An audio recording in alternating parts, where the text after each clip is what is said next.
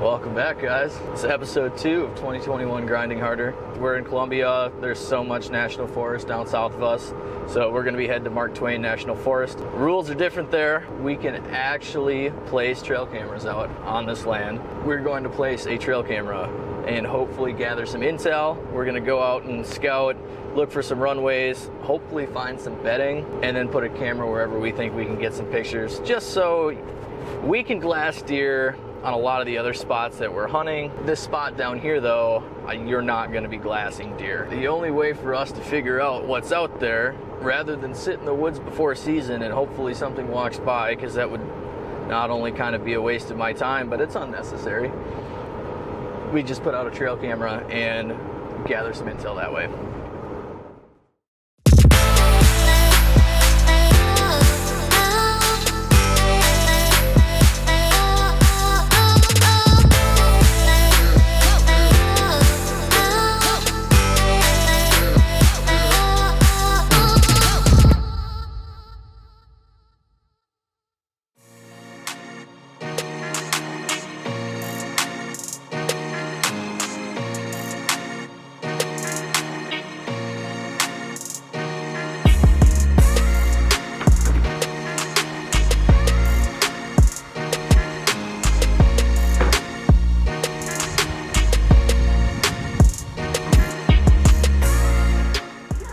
So what we're gonna do is we're gonna just go through a walk through the set-aside grass here, where you looked on Hunt Stand and found some what looked like pretty good runways going back and forth through the woods here. So we're gonna find one that looks heavy enough where some big bucks are crossing through, and just find a good spot for a trail camera. On the right side, or was that pinpoint on the left? The pinpoint was on the right. It was where I kind of placed that on Hunt Stand. Okay. I mean, this grass just looks absolutely crazy. I mean, it's a good 2.5 feet tall.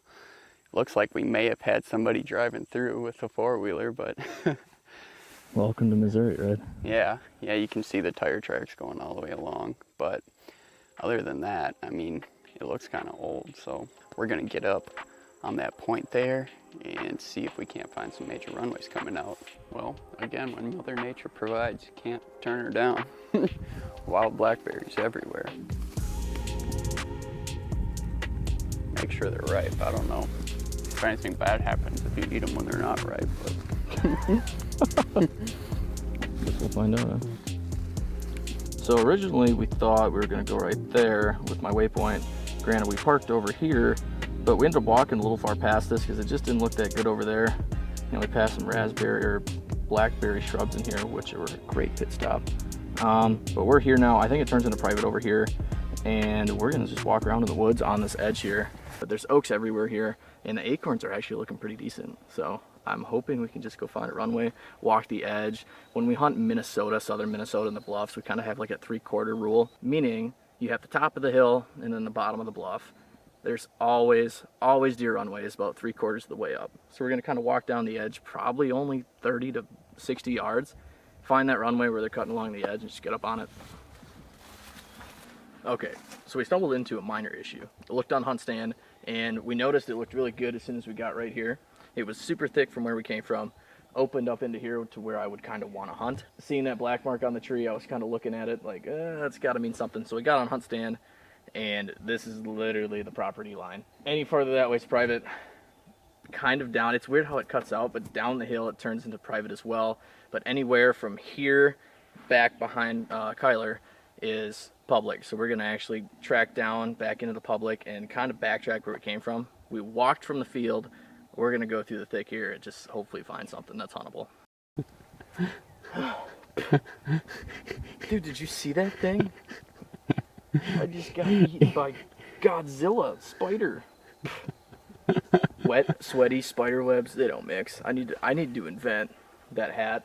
It's like, you know, they have those baseball caps that have propellers on them. Yep. Instead of a propeller, a freaking stick that comes out this way and hangs in front of your face so it catches all the spider webs in front of you. That would be $1 million idea. I like that idea. Well, my new spiders. There we go. The new Spider Web Clearer 3000. Beagle Boy Outdoors. You can buy it online, in stores, everywhere. Now that's more like it. If you happen to stumble upon something like this where it just looks too good to be true, odds are it probably is. But in this case, I'm throwing that idea out. Definitely a giant deer bed. It's got to be. Nothing else is going to sit here and mow this grass down. I'd rub on that. Ooh, gross. Whatever that bug is. Oh! Ah! These things can fly. Look at that thing. It just flew up next to me. I did have a tag for that, actually. No, so this would be what I would say is a pretty decent deer bed. I kind of like this location. If I was a buck, you can see there's tall grass around, so you're hidden. You lay and you're facing downhill, so you know what's there. You can smell anything that's coming behind you. You're very secluded right here. If I was a buck, I would definitely want to sleep here. To hunt a deer, you need to be a deer. I don't know if you can see that. Oh, As yeah. Batman once said on College Humor, I'm the world's greatest detective.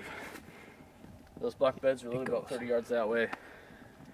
Runway is carved into the trail here. This is the first and best runway we found here. I think this is going to be a good spot. So we're just kind of going to follow this out. I might actually walk it back onto where we just came, but I also might keep going that way. We're in the area. It's going to be within 50 yards of here. So what we came across here looks like a pretty decent pinch point. We got runways run in multiple ways, so we're going to walk up here. It does look like it gets a bit thicker up that way, so we're just going to kind of do a circle real quick, make sure that maybe we don't stumble across something better, and if not, then it's looking like this is where we're going to set up. So we did a little quick circle and we found what looks like our ground zero. We're going to face the camera lower on the tree, facing what would be northeast, so that way the sun doesn't interfere with it. And it's going to be down facing the runway so we can catch everything that's coming across here. It is a pretty decent sized runway. I wouldn't say it's bigger than anything we've come across, but it looks like the most heavily used path. So we're going to take a few minutes here, set up the camera, and we'll show you how we do that. So using your hip is kind of the general rule of thumb. You don't want it any higher than your hip, depending where it is. This kind of planes downwards, so you want to face it right about there. Probably good. And we're using a wild game because in the events that someone does steal it, you're really not losing out on much.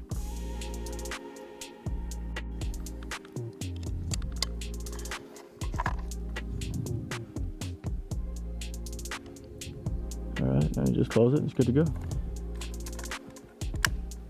So last year, we actually did mess up because Skylar and I were new to the state and we started scouting, honestly, kind of before we read some regulations. Do not do that, please. We actually did put some trail cameras in places we were not supposed to. We did get talked to about that, so we're not doing that again this year, so that's why we're kind of scouting some national forest, because it does allow us to do this. So first and foremost, if you want another tip, read the regulations, please. We just got back to the truck here. We do have one more spot to go check out, and it is something we actually overlooked last year.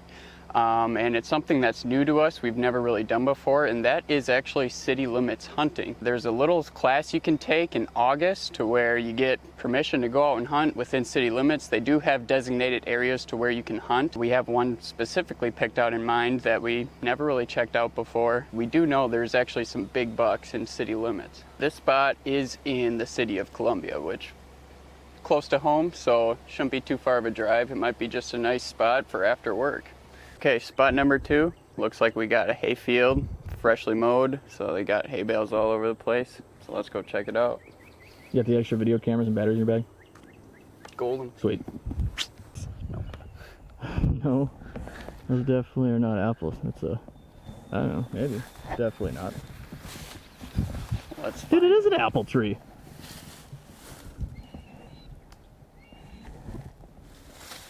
Those are 2 apples. What? No? No. No? What is it? I mean, they're... No clue?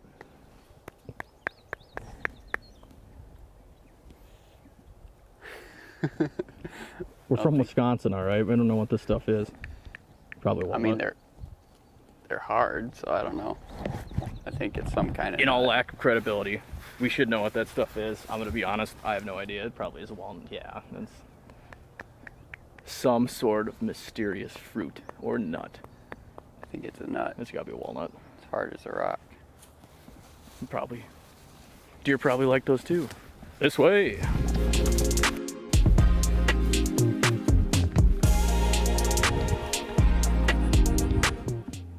just walked into an awesome open spot. The runways in here look amazing. This tree right behind me though does show signs that someone may have been sitting here. So I think we're just gonna keep walking, see if we can't maybe find a spot where less people have been. Breathtaking. Things you come across in the woods sometimes. I am 100% at peace right now. I could sit here all day. As you can see, I look like I just showered. In fact, that's my agenda about 5 minutes as soon as we get home. I am gonna hop in a shower and crave all of that cold water. We put on probably 4 miles, 5 miles. That wasn't bad. It's just like 95 degrees with the humidity. It's just ridiculous out here in July, but we accomplished everything we wanted to accomplish. We finished up on the National Forest earlier. Then we went and walked a piece of the city land that you can hunt if you sign up for the program. There's a bunch of regulations with that. So if you want to and you're in Columbia, talk to the Columbia Parks and Recreation and they will get you signed up and in a class for that city land. And there's spots all over. There's like 7 to 12 or 14 different places in Columbia here. But we walked around, found a bunch of runways, and just kind of picking up on where other guys might be. And you know, we have a bunch of spots, but it's never a bad thing to have a few in your back pocket in case there's a weather change, maybe there's a wind, you can't hunt for your other spots that you can on another. Just to have, you know, some spots for people that, and if we have some buddies that want to come from home to hunt, you know, they can't hunt the city land because, you know, they didn't sign up for the class. So if we want to let them use some of our other spots or go to our other spots, we have backups. But the deer sign here looked pretty decent. We honestly didn't see any deer. I know the last video was a little bit more exciting. You got to see, you know, us get up close to a buck. We saw, I don't know, 20, 30 deer on that total scout trip. We did not see a deer at all in the woods today. Granted, it was hot, so I'd be laying under a tree if I was a deer too. Other than that, I appreciate you guys tagging along. There's going to be lots of other videos. Kyler and I are actually going to go do an archery shoot up in Moberly. I think it's called the R100 shoot. Reinhardt Targets is putting it on up in Moberly in August. So we're going to go do that and network with some guys. So if you're going to attend that, you know, and you want to say hi, we'd love to talk with you and say hi. Other than that, hit that subscribe button right down here in the corner. And we'll catch you next time.